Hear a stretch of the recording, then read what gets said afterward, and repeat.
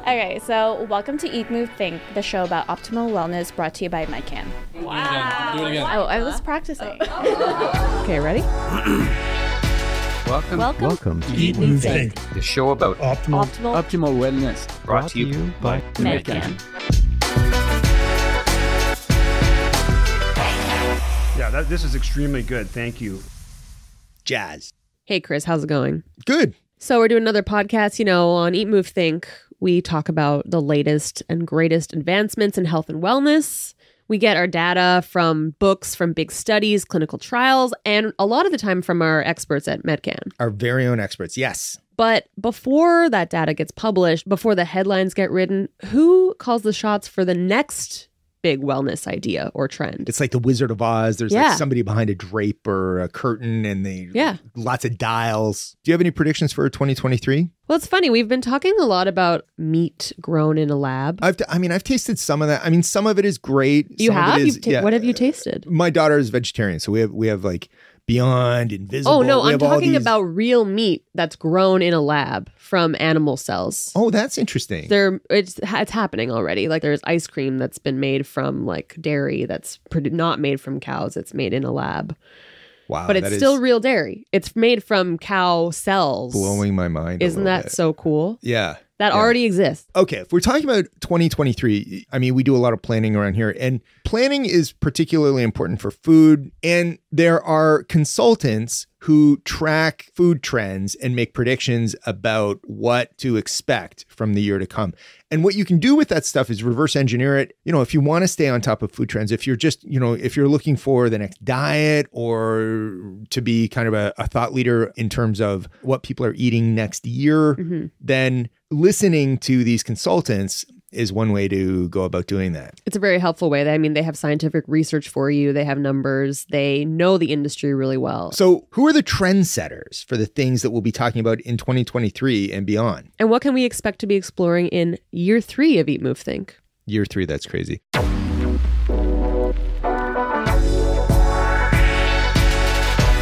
I'm Chris. I'm Jazz. We're the producers of Eat, Move, Think. And in today's episode, our Eat host, Leslie Beck, is back in the studio. She's joined by Jo-Ann McArthur, the president of Nourish Food Marketing and the author of their annual Food Trends Report. They'll be chatting about Jo-Ann's predictions for the food trends of 2023, what new things we can expect to see on supermarket shelves, where the innovation for plant-based foods will go, and how you might be altering your diet next year. Yeah, these two women are leaders in the world of food and nutrition in Canada, and it's a pretty cool conversation. Here's Medcan's Director of Food and Nutrition, Leslie Beck. Hi, Jo-Ann. How are you? I'm good. How are you, Leslie? Good, thank you. I'm excited to hear about your predictions as they relate to our diets for 2023. So first of all, tell me a little bit about yourself. How did you come to be the author of the annual trend report, which is Nourish's 7th report? Yeah, it's our 7th official. We've been doing it for a while. I guess I founded Nourish as a specialist food and beverage advertising marketing agency 14 years ago. I've always worked client side for big consumer packaged goods brands and also just have an interest in nutrition. I'm not a registered dietitian or nutritionist, but I am curious. I love to cook. I love to eat. We only get one body, one planet. So I want to figure out how that all works. We started doing the trend report because we work across the whole food ecosystem. So we have clients who are farmers, processors, retailers, food service associations. So working across that whole food ecosystem, we can see how trends manifest themselves, and we can often, connect dots that others may not see. So thought, why don't we start sharing this knowledge as kind of our gift back to the industry? That's great. Tell me where you gather your data from to identify upcoming trends. What types of information do you use? We do a lot of industry-specific trend reports for clients. We have lots of databases in-house that we subscribe to. We also do lots of original research. And so while we don't share anything that may be considered proprietary, we use all of that data that we have here. And it also just helps us develop a better, gut sense of where we think the industry is going. So let's get to 2023, but let's look at the big picture first. What do you see as the really dominant factors that are driving food trends in 2023? Well, we called this year's The Future is Transformative because we really believe that, trends manifest over a long period of time. So we actually keep our past year trend reports on our website. Because people can check our record. That's kind of fun, but also because those trends are still in play and they continue to play out. But we think we're at a point right now where we're about to jump a decade into the future. So similar to what we saw during COVID, where we saw certain trends accelerate, think about online shopping, food delivery. We think because of what's going on with climate change and also the passage of the IRA, the Inflation Reduction Act in the US, which really is just a Trojan horse name for, reducing greenhouse gases and carbon. There are some big targets that they are going to have to meet by 2030, and that is going to drive so much change. And also just the fact that we are constantly in our day-to-day life experiencing climate change. So it's no longer a debate about whether it's happening. We're living it day in, day out. So sustainability is a real big driving factor. Absolutely. I have to imagine that food inflation is too, in terms of what are some of the habits consumers will be putting into place with their diets next year. Absolutely. I mean, we're in a high inflation environment and the cost of groceries have gone up even more. And, next year is going to be the same. So unfortunately, for a number of people, they're having to make really hard choices. And yet health concerns and wanting to be well and stay healthy, that obviously also drives people's food choices. That we saw that with COVID, as you alluded to. And are you still seeing health as a driver? Absolutely. I guess during COVID, it was about not getting sick, and now it's about getting well again. So we're starting to look a little more forward as we're moving from pandemic to endemic or whatever. So it's still going to be here, but now we're out. And I think people are more, it's not just comfort and staying healthy. We want to get a little more proactive about it again. Right. So according to the 2023 trend report, you mentioned that reducitarianism is on the rise, so reducing rather than eliminating animal foods. Can you talk a little bit about this trend? Is this a continuation of the plant-based eating trend that we've seen for the past few years? Yeah, and good for you for pronouncing that right. It's sort of a novel word, reducitarianism. It's a mouthful. But yeah, it's really about reducing meat rather than cutting it totally out. So I think, as humans, we tend to think of things as either or, not and. And we've seen that with all these faux meats that have come out, think Impossible Burger, Beyond Meat. But we really think that that's just an interim step and that the future is about reducing the amount of meat-based protein that you eat, but not totally eliminating it. So, it's about eating better meat. So maybe it's about grass-fed or certified sustainable beef, or moving down that footprint, that protein footprint. So moving down to chicken, down to fish, down to eggs, down to plant-based. But, it was kind of interesting when you saw these faux meats come out. Consumers have been really fixated, and rightly so, on eating clean, whatever that means, but basically fewer ingredients, nothing ultra-processed. And yet this faux meat category came in and everybody kind of parked those concerns for a while, but they're coming back. So I think people are going to go back to perhaps eating more plant forward, I think legumes, think soy. And we also think that people are going to jump forward into cell-based agriculture, where you are growing meat rather than raising livestock.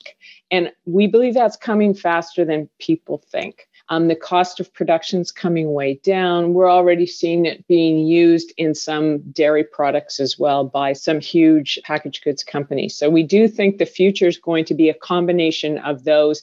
But I think some of these faux meats are going to kind of get squeezed. Mm-hmm. Well, and I have read that sales are down. Mm-hmm. And so really what you're finding and what you stated in your report is that, while you said people were curious, they did try them. Mm-hmm. You said now the honeymoon phase is over. as you say, people are looking for cleaner labels, fewer ingredients. And I love the example that you provided in the report, how, plant-based liquid egg has 11 ingredients versus one whole egg is one ingredient versus whole egg powder, only 2 ingredients. So is it the ingredients and people are recognizing these faux meats are processed foods for sure? Or is it such that people do want to eat plants, but they want to do so in ways that don't mimic meat? Yeah, I think it's a combination of both. I think, plant-based is a relatively new term. But if you look at most of the world's cuisine, it's very much plant forward and legume forward. So, it's kind of the minority of the world that's so meat intensive. So it's going back to thinking of meat as more of a treat.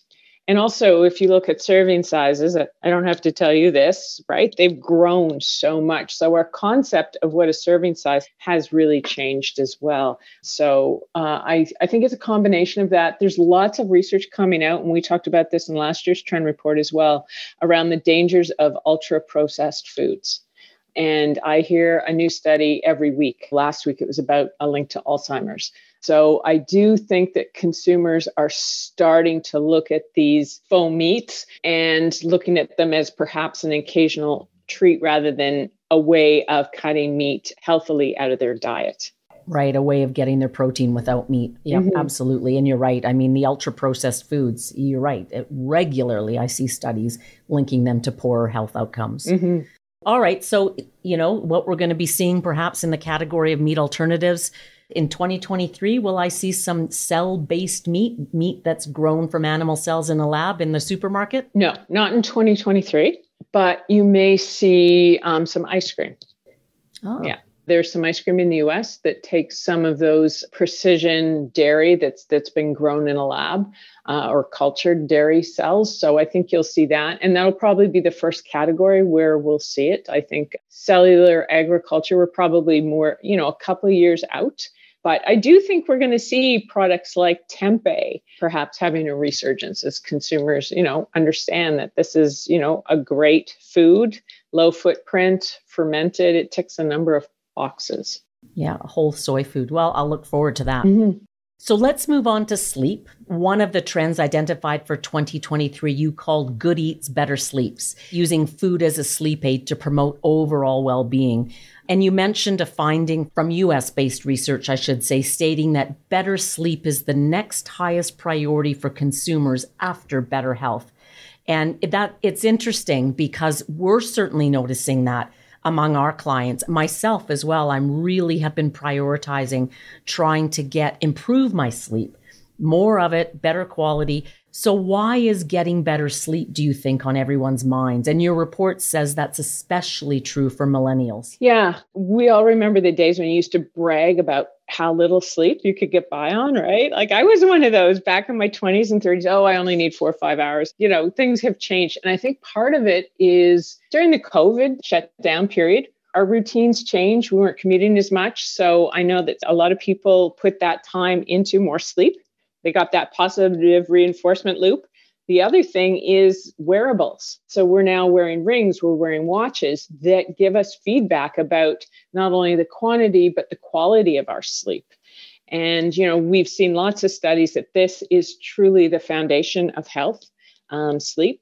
And so I think consumers are interested in optimizing that.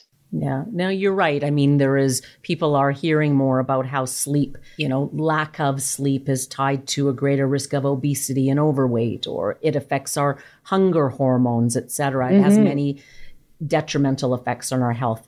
So given that, what can we expect to see next year as this trend develops? Do you think we're going to be seeing, say, melatonin-induced foods that promote sleep in the grocery store? Yeah, and call outs on products as well. Like right now, you're not seeing a whole lot. If I look at the industry, overall, the consumer industry, there's been a huge increase in investment in sleep products, whether that's weighted blankets or different kinds of lights and things, but nobody's looking at food and beverage. So will we see something that's, sort of a a nightcap that's alcohol free and a bit of a sleep aid? Will we see, I think the dairy industry has a real opportunity here to call out, the role of dairy in this. And as you said, there's lots of products that have a lot of, magnesium and melatonin. Is there an opportunity for CBD to play a bigger role here? Snacks that help you wind down. Like, it's really a blue ocean right now. Nobody's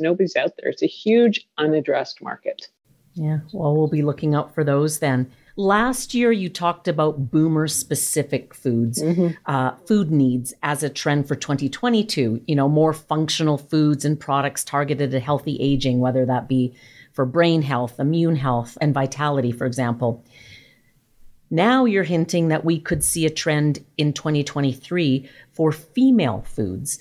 So tell us about that and what you're seeing now. Yeah, well, we're not just smaller men. We have different hormones, different hormonal cycles. And what really got me thinking about this was the introduction of the Lululemon sneaker for women.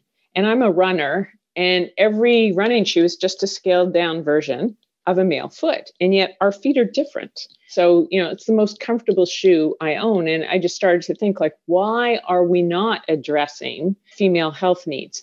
And, if you go back historically, there hasn't been a lot of medical research around women. We're starting to catch up with that. There's been, I think, a 9x increase in the number of research studies on females and female health.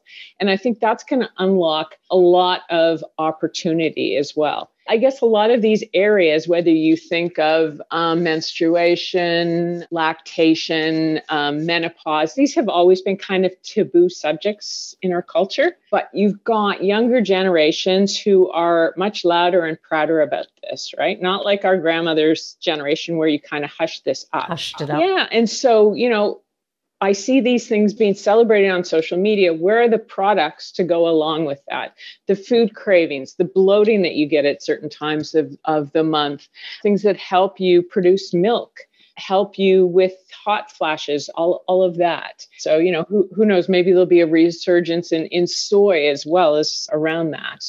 But there just aren't, I called out in the report a few products around the world, whether it's a dark chocolate product, a lactation cookie, but there's not a lot out there. So again, if I was to say to somebody, there's an unaddressed market that's over 50% of the population, are you interested? Everybody would say yes.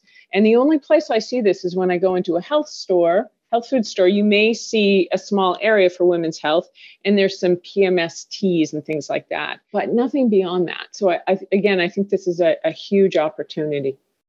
Yeah. And I looked at one of the websites for one of the products, Moody Girl Chocolate. That was cute, with added magnesium and B6, and not just a little bit. There was 400 milligrams of magnesium and 100 milligrams of B6, really designed to help with PS symptoms. And I guess in this case, irritability, I suppose. So I guess what you're saying is we really need to see products designed, personalized for women. Absolutely. And we've seen so much personalization in other areas. It seems these days that everybody has a personalized way of eating, whether it's I'm gluten-free or I'm vegan or I'm keto or I'm this or that. But we haven't addressed just the basic fundamental difference.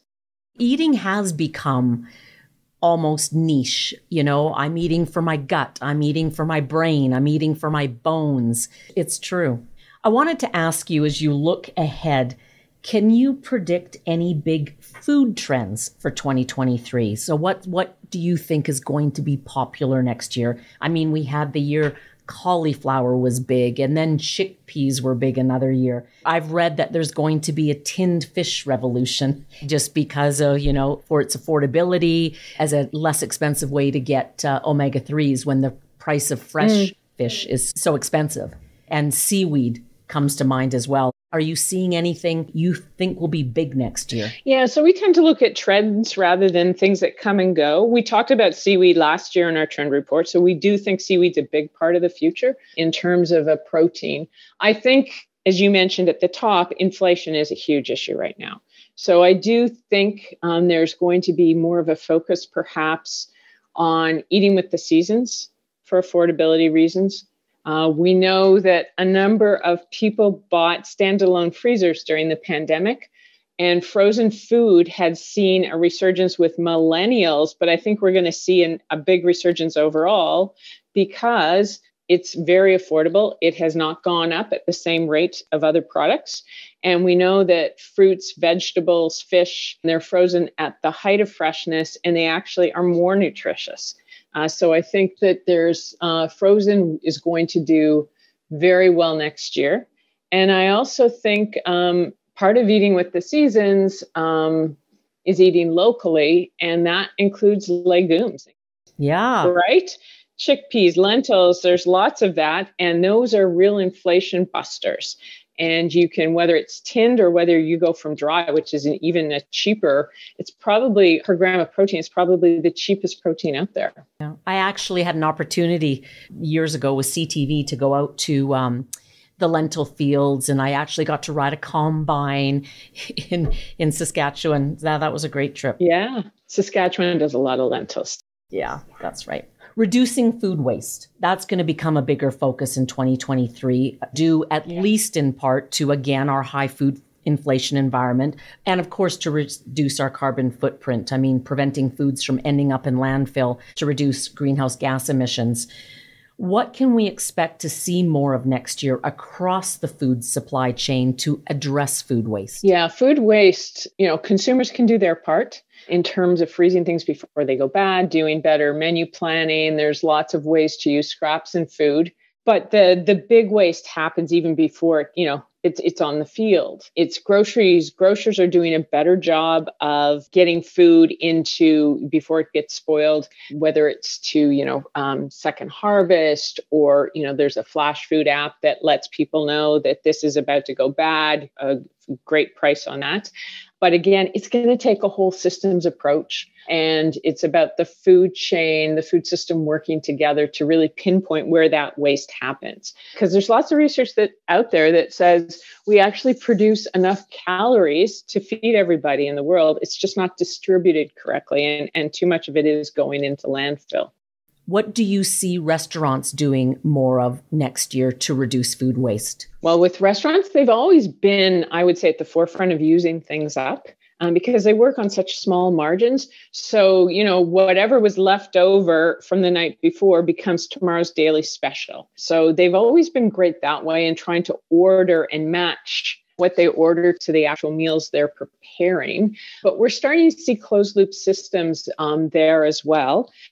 So we're seeing, mostly in, I would say, properties where they have some land and they're part of a resort or a hotel, but growing their own food, using the waste for compost, taking things that haven't been used and fermenting them. So just trying to use up absolutely everything. And, they've got the incentive, when you're working on 2-3% profit, which most restaurants are, food waste is money going down the drain for them. I thought it was interesting that Michelin started awarding an annual Green Star to a restaurant that combines culinary excellence with outstanding eco-friendly commitments as well. Mm-hmm. And I will add, too, that you mentioned this a little bit earlier, but we are starting to see more of our clients, certainly I am, who are more conscious about food waste at home. And they're doing things like you said, they're planning their meals in advance. So they buy only what they need at the grocery store. And people are finding creative ways to use their leftovers instead of throwing them out. So that's very positive. Mm-hmm. Absolutely. Consumers are increasingly looking for information about how foods were made, how they were grown. What types of product labels can we expect to see more of in 2023 to this effect? Well, product labels, what you can claim is dictated or controlled by the government. So you have to watch in terms of claims. But I think calling out things that may help certain conditions, may help with sleep, may help with these sort of things. That's important. We've seen a movement away from kind of claims like natural and things like that really don't have much meaning. But there's also going to be, the nutritional labels are changing next year. So there will be calling out of products that are high in sodium, high in sugar. So that's going to be, I think, more in consumers' face as well. So as you do that, there's less opportunity to tell the consumer about the other good things about a product, perhaps. And that's why when we design packaging, we always, try try to include QR codes and things like that. So the consumer who's already shopping with their phone can go a little bit deeper if they want to in terms of understanding the product use, and even how the product was grown and sourced. So your report states this, and I certainly experience this and hear this from my clients, is that, people are increasingly looking for information about how a food was made or how a food was grown. What types of labels can we expect to see more of to this end in 2023? Yeah, this has been going on for a few years. This whole concept of made matters to consumers. How were things raised? How were the workers treated? How was the livestock treated? How was the earth treated? And we're seeing that kind of come together in a term called regenerative agriculture. And that's really focusing on soil health, reduced tillage, agricultural practices that are preserving the land. There's no agreed definition of what regenerative agriculture is, but we are starting to see companies like General Mills actually call it out on their packaging. Products like Amy's that they own, they've actually purchased land, regenerative farming land, as a way of future-proofing their crops so they can make that claim. And, it's a little different than organic, but some of the research we've seen, consumers, even if they don't totally understand what regenerative agriculture means, they will put it up there with organic. So one last question. I'm curious, after writing these reports for 7 years, looking at trends across the food system, are there changes that you've made to your own personal diet or food habits since writing these reports? Great question. Sleep for sure. And I would say the other big one for me is the importance of the microbiome. If you get that flourishing fauna going in your gut, everything else just seems to fall in place. So I've definitely watched that more, have added more fermented foods into my diet as well. So those would be those two big changes I've done. With respect to diets, if you will, I would certainly expect that plant-based eating, plant-based proteins will continue to be very much a growing trend next year. And also eating for your gut health. Absolutely. I think those two will just continue to grow in importance. Absolutely. Well, thank you so much, Jo-Ann, for providing so many insights on what's to come in 2023. I'm looking forward to that, both, for our personal health, but also for the health of the planet. You certainly have made it very clear by what's happening and what will continue to happen that sustainability is top of mind. So thank you for being here. My pleasure. That was our EAT host, Leslie Beck, Medcan's Director of Food and Nutrition, in conversation with Jo-Ann McArthur, President of Nourish Food Marketing and the author of their annual Food Trends Report. If you'd like to arrange a nutrition consultation with a Medcan registered dietitian, email nutrition@medcan.com. We'll post episode highlights and links that you can visit on our website, eatmovethinkpodcast.com, and you can follow Medcan on Twitter and Instagram at MedcanLiveWell. Say hello and send us a tip or a suggestion by emailing us at info@eatmovethinkpodcast.com. Eat Move Think is produced by Ghost Bureau. I'm Jasmine Ratch, managing producer. Social media and strategy support is from Chantel Gertin, Andrew Imex, and Emily Bozick. I'm executive producer Christopher Shulgin. We'll be back soon with a new episode examining the latest in health and wellness.